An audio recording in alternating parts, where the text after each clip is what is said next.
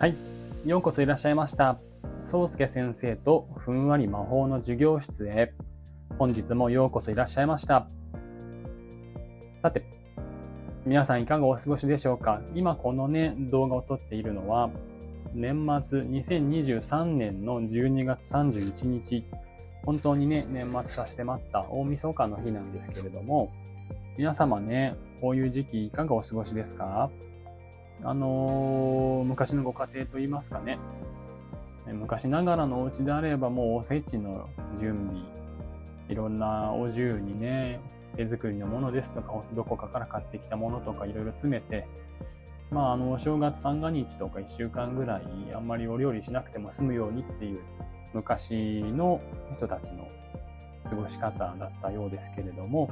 あれもね、普段お家の中の、なんでしょうね、男女の役割分担みたいな発想がね、やはりあったんでしょうか。かつてはね、そういう女の人が家庭でお料理をしたりするのを担うってことがね、色濃くなってましたんで、そういう人たちが、お正月ぐらい休めるようにっていうことで、仕込んでおいて、お正月はね、お家のご主人さんとか、そういう方々と同じように楽しむっていうために使われていたのではないかと思うんですよね。どの時代もね、いろいろその時代に一般的とされることと異なるあり方で生活する人というのはいっぱいいますけれども、皆さんはね、2023年の年末、大晦日いかがお過ごしでしょうか。一つね、お勧めしたいこととしては、来年の2024年の目標を、今のうちに考えておくっていうことですかね。目標とまでいかなくてもね、こういうことしてみたいなとか、こういうこと関心あるなみたいなのを、年がね、明けてから1月1日に、人によってはね、ご家庭によっては書き初めとかで新年の抱負を記す、称す人もいるかもしれませんけども、その場で目標を考えるともなかなか大変ですから、それまでにね、準備をしておいて、こういう来年の抱負にしようかな。準備ができた状態で元日を迎えるとね、結構また良い区切りにもなると思いますし、そんなわけで、New Year's Resolution ってやつですね。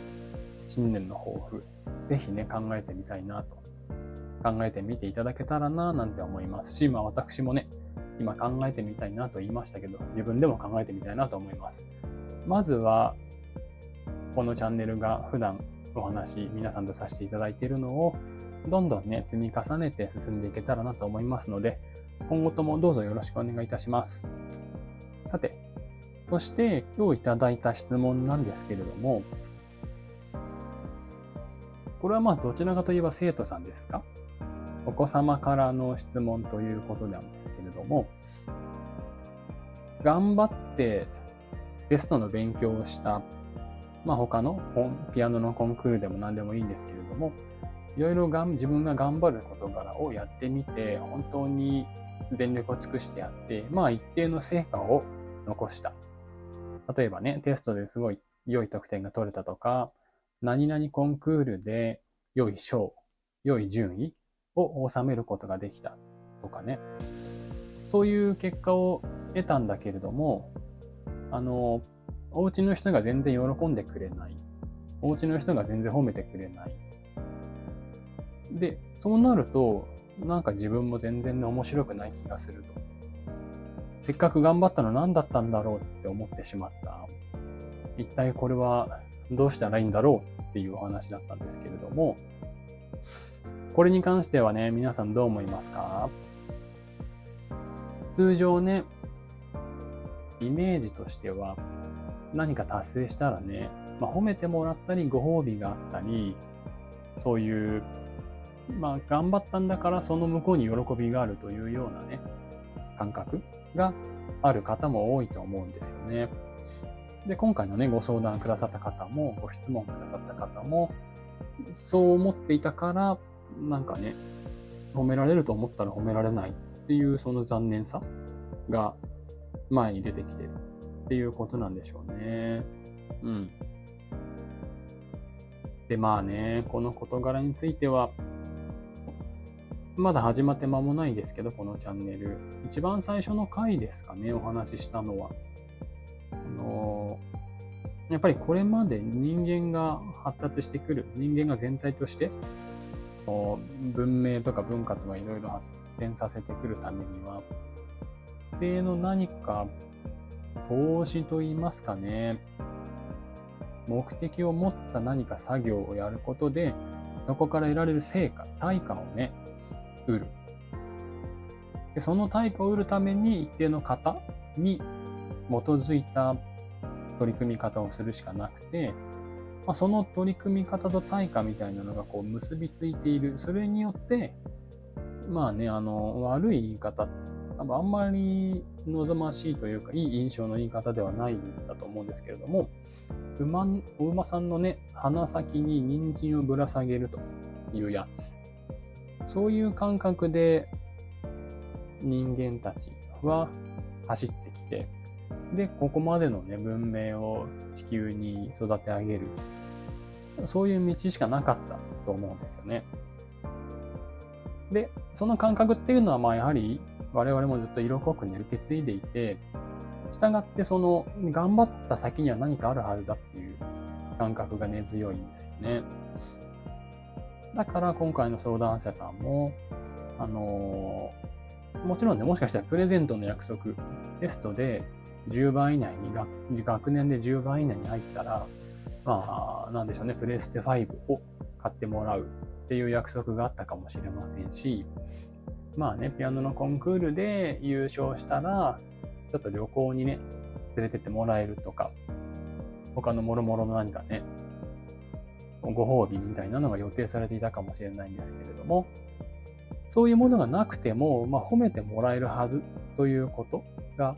無意識のうちにね、前提されていて、それを求めて頑張っていたっていう部分がね、あるんじゃないかと思うんですよ。でね、これに関しては、皆さんもね、今お聞きくださいながらね、多分考えてくださっているかなと思うんですけれども、誰かに認められることや何かを達成することっていうのは、実は本質的な意味で自分自身を認めることにはつながらないんだなっていうことなんですよね。つまり、その他人に認められる、褒められると嬉しいのはやはり、これもまた人間の性質で、先ほどのお話に絡めて言えば、何かを成し遂げたり獲得したりする上で、褒める、元気づけるっていうことはやはり人のね、人間の活力を高める方向に働くっていうふうにずっとこれまでもなされてきたんでしょうね。昔々になんでしょうね、イノシシを捕らえてきた、イノシシ捕らえてこようよっていう形で勇気づける。本当にあいつはね、なんとかっていう、この村の最大の槍の使い手は、イノシシを取らせたら握れる者がいないんだと。だから、その人がイノシシ取ってくることに対して、すごく褒めると言いますかね。やっぱ本当に素晴らしい槍の使い手なんだっていうことで、その本人も、そうやって褒めてもらえる。プラス、みんなの役に立つならば、ということで、半分ね、自尊心が育つっていう面も含めて、再びより大きなイノシシを取りに行こう、狩りに行こうというふうに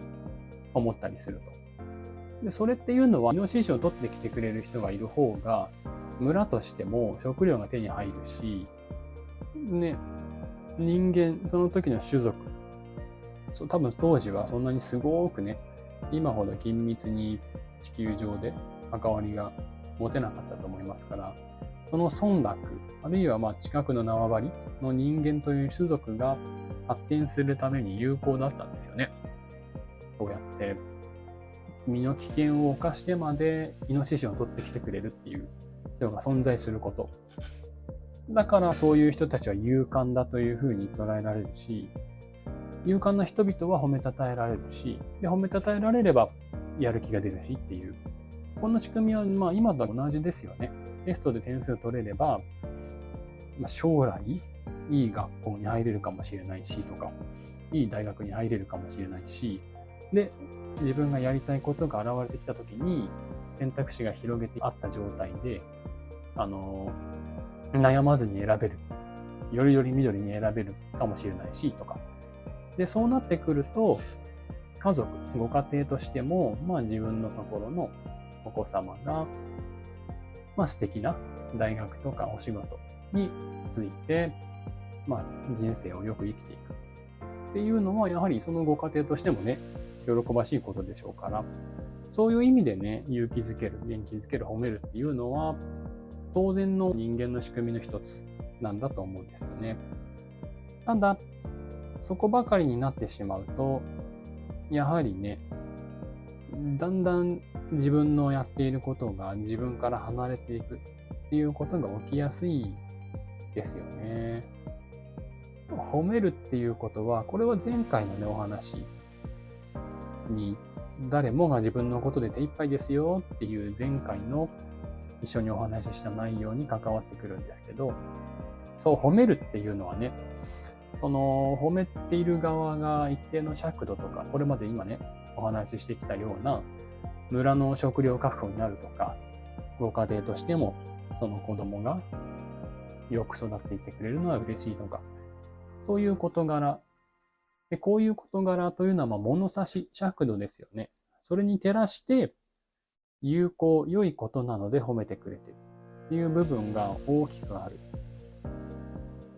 とすると、だんだんそれはもうね、今褒められてる人、さっきの例で言えば、槍の使い手とあるご家庭のお子さん、その人たち自身の中から生まれてきている何かとはね、だんだん離れていくってことが起きますよね。なんで今回はね、イノシシ取りに出かけないんだろう、今日は。ぜひ取ってきてほしいのに。あるいはね、今日なんで勉強しないんだろう、もっと勉強すればより良い大学入れるに違いないのに。で、褒められる側の槍の使い手や少年、少女の方も、そうやってね、槍を振るったり、良い勉強をしてね、実力をつけ、将来のために活動するみたいなのが、良い。みんなにとっても良い。自分も褒められれば嬉しい。っていうことは分かっているんだけれども、それだけでまるっきりいける人というのは多分、この世界に実はあんまり存在しないんじゃないかなっていうのが、ここはね、僕の個人的な見立てなんですよね。自分の中で整理して、本当にやりたいことっていうのが明確になっている人もいるでしょうし、そうじゃない人もいるでしょうけど、それとのね、ズレがある状態で、こういった褒められる事柄をやってるっていう場合がすごく多いんじゃないかと思うんですよ。で、そうなっていくと、どうしてもちょっとすり減ると言いますかね、ズレが出てるので、最初始めた頃は本当に褒められて嬉しいし、自分がね、どういうことをしたいのかっていうのも、まだね、定かじゃない場合も多いでしょうから、褒められるっていうことを目指して喜びになっていると思うんですけど、それがだんだん重ねられてきたりすると、いろいろなね、自分以外のものの考え方が働いてるんだっていうのが絶対皆さん分かってくるので、そうなった時がちょっとね、ポイントになるんですよね。そこが、そういう自分にそういうあり方が含まれているのも OK だ。一方で、また他にもね、自分は関心あることがあるし、そっちも取り組もうみたいな形で、うまく整理できる人はいいんですけど、頑張り屋さんとかね、真面目と言われる方々は、そういう期待に応えようとする、褒められるような活動にちゃんと身を投じようとするところにね、力をかけすぎてしまう場合があって、そうなると、なかなか苦しみがね、出てきたりしますよね。だからね、ここに関しては、なんでしょうね。今日の相談者さんについて言えば、褒めてもらえなかったことが悲しい、なんか残念っていうのね、その気持ちは本当に誰しもあると思うんですけど、その気持ちを感じることもね、大事にしながら、他方で、いや、本当に自分が求めていることってどういうものなんだろうな、とか、今までどうしてこういうふうに褒めたたえられる方向で活動するのを大切にしてきたのかなとかね、そういうところをいろいろと自分の中で確認してみたらどうかなと思いますね。どうしてもね、最終的に自分の道、あえてここはお子様方に対してお話しするような感じでいくと、これからみんなが自分の道を生きていく上で、あんまり外側からの尺度に依存しない形っていうのが最終的には、何度もこのチャンネルで言いますけど、生きやすさ、過ごしやすさにつながってくると思いますので、もちろん褒められたりすることで自分の元気が出る、勇気が出るってことは間違いないと思うんですけれども、そこだけにとどまらない何かっていうものをね、見出せるような、それを自分の仕事とかね、なりわいの中心にしなくても、そういう場所が自分にあるんだっていうものを自分で見つけられると、やはり他の部分がね、ちょっと大変だなっていうことがあっても、過ごしていけるんじゃないかなと思いますね。だから、まとめますと、まず褒められて嬉しいのは当然でしょうと。だが、多分こういうご相談をくださるっていうことは、そればかりではうまく立ち行かない場面があるみたいだなと。特に自分がですね。他の人はね、今回この相談者さんも、テストの点数取ったんでしょう。あるいはピアノでね、コンクール入賞したんでしょう。で、他の周りの方々はよくやったねと思ってはいるんでしょうね。思ってはいるんでしょうけど、別に褒めもしないと。そういう意味では、この相談くださった方自身がどういうふうにね、この気持ちを扱うかっていうところがポイントだと思いますので、今ね、お話ししてきたような、そういう周りの褒められる、褒められないってところに関わらないような自分自身の喜び、楽しみみたいなのをちょっと探ってみるのは良い対策になるのじゃないかなと思いますね。で、それは今回の件に限らず、今後、生きていく上でも、いろいろ良い方向にといいますか、スムーズな方向に自分が心地よく感じられる方向に働く。そういう要因になると思います。はい。それではですね、今日はね、このぐらいで終わりにさせていただこうかなと思います。また皆様とね、お話を続けていこうと思いますので、どうぞよろしくお願いいたします。自分のペースでね、毎日一日一日を生きていけば十分ですので、なんて言うんでしょう。焦らずに、ゆったり進みましょう。はい。では、最後までお聞きくださってありがとうございました。失礼します。さようなら。